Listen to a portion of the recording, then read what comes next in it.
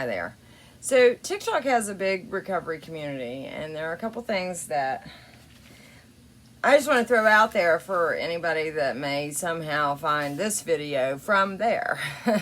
Because TikTok is, it limits you on how long your videos can be. You can only do a minute, and it's hard to get some of this stuff out in a minute. And there are a couple things that I've seen recently that have triggered memories in me, things that I've seen on TikTok.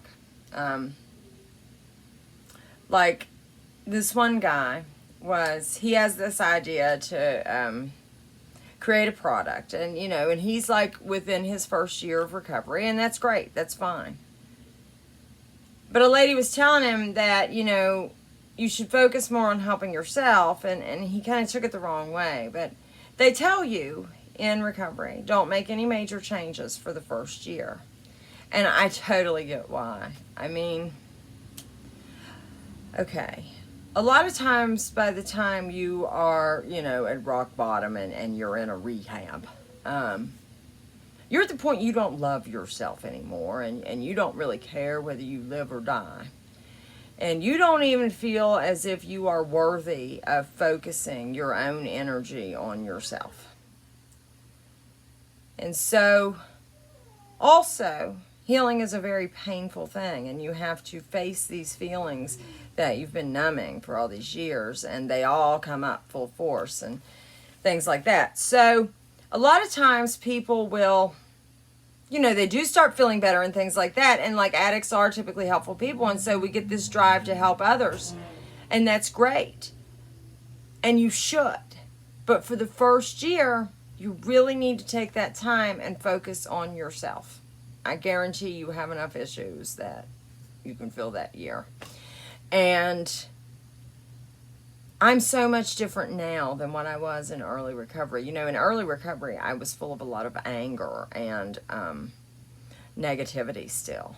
And it wasn't until I purged a lot of that I really saw what I wanted to do with my life, or, what have you. Started taking signs from the universe, whatever you want to say. And then another thing that I see people arguing about is relapse is part of recovery, or relapse is not part of recovery. Now, I was taught relapse is a part of recovery. But it's not like, well, you can't stay clean forever, you're eventually going to relapse. It's not like that. That's not why you're taught that. We're taught that because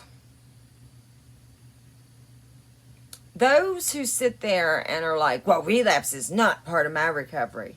If they relapse, they're really going to be the ones that are not going to want to, they're going to be embarrassed, and they're going to be ashamed, and they're not going to want to come back, because they're going to be so hard on themselves, and they're going to think that it's not okay that they relapsed and stuff like that.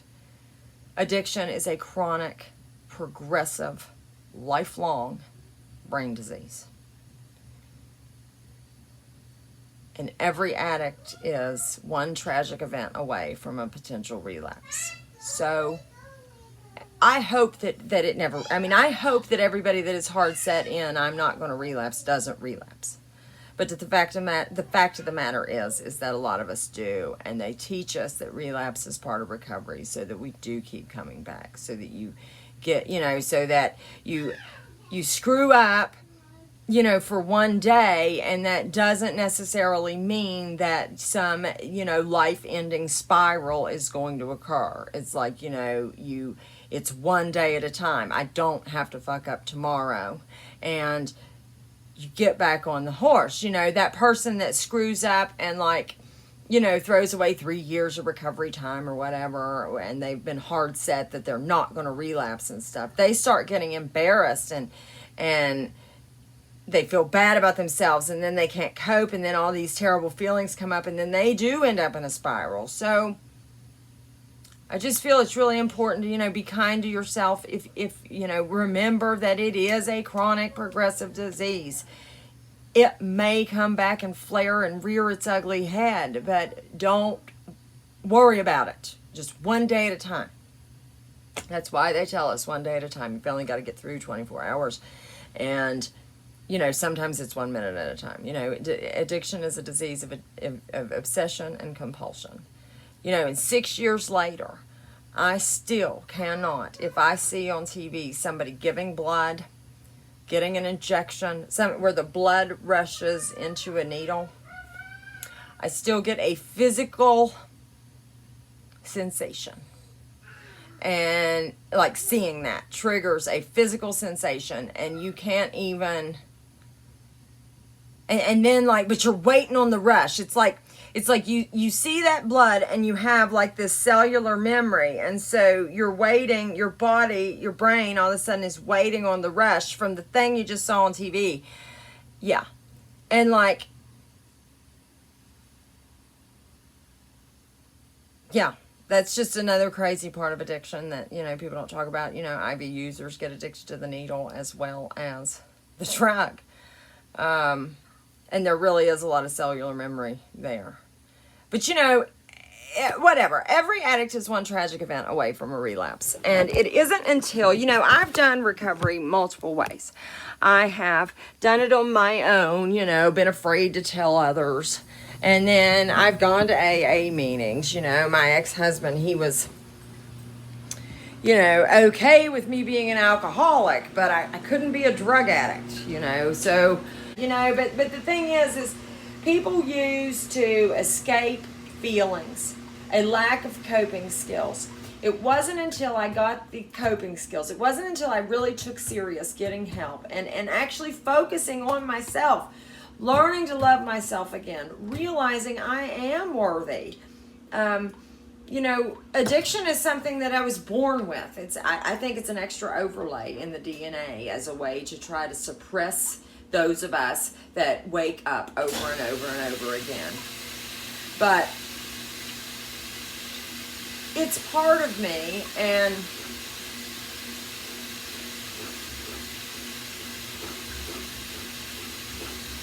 being ashamed to talk about it, got me in trouble a few years ago, and I just can't ever do that again. And I also want to be there for people that are struggling.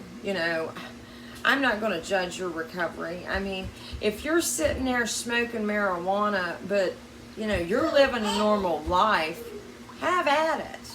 Now, marijuana is, cannabis and mushrooms are two things that I actually, and kratom are actually some things, any natural substance that's a plant can properly be used, and I don't think it's terrible for an addict.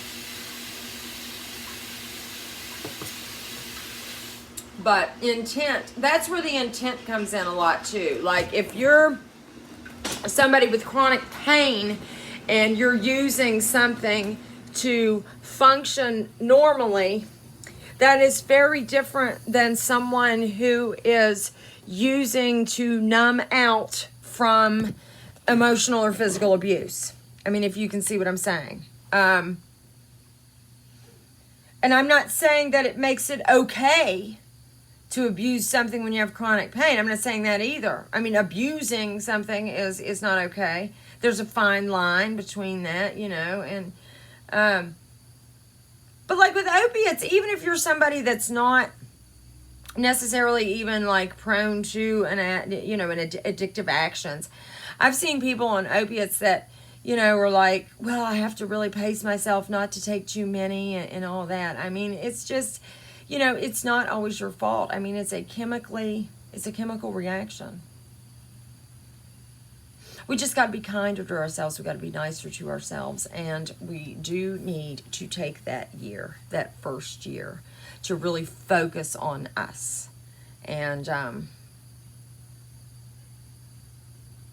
then you got all the time in the world to help everybody. I mean, but you really do have to give yourself 100% help and get yourself to your best functioning potential to be able to help others. Now, granted, this is about progress, not perfection. So you can start helping others, but while you're still working in your recovery, while you're still working steps and stuff like that. I mean, there is no time limit to working steps. Anybody that says, oh, well, you have to finish these in a year, that's a bad program. Get out of that, because it's different for everybody.